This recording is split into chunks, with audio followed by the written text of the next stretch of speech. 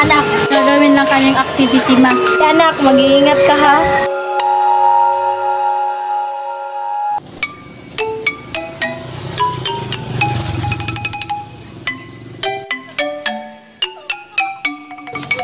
Nasa ba sila? Anong oras ng usapan? 6 a.m. sharp!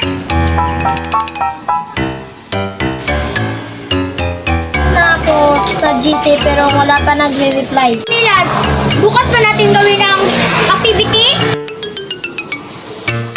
Nabiyan ko nga sila kagabi na mag-alarm.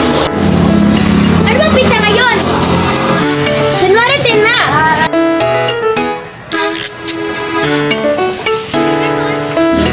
Oh, andyan na pala sila. Guys, sorry na late kami. Guys, tagal nyo!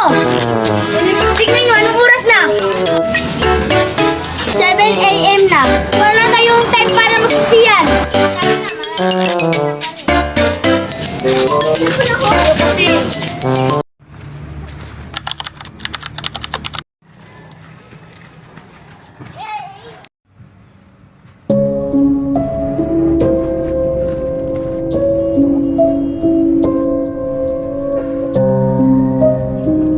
Guys, di ba tayo mahirapan sa pinagawa ni Ma'am ng activity natin?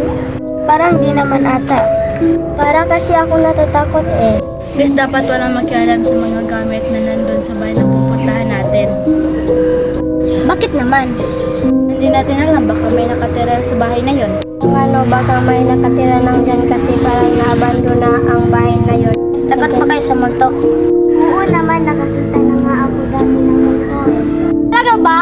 Wala ka o hindi, nakakita nga ako ng mga hindi ninyo nakikita sa totoo niyan. Dalawa pa nga kaming nakakita ng multo eh. O sino naman? Ako. Kaya nga ako nagsasabi sa inyo kanina eh. So, Shen, nakikita ka pala ng multo? Oo.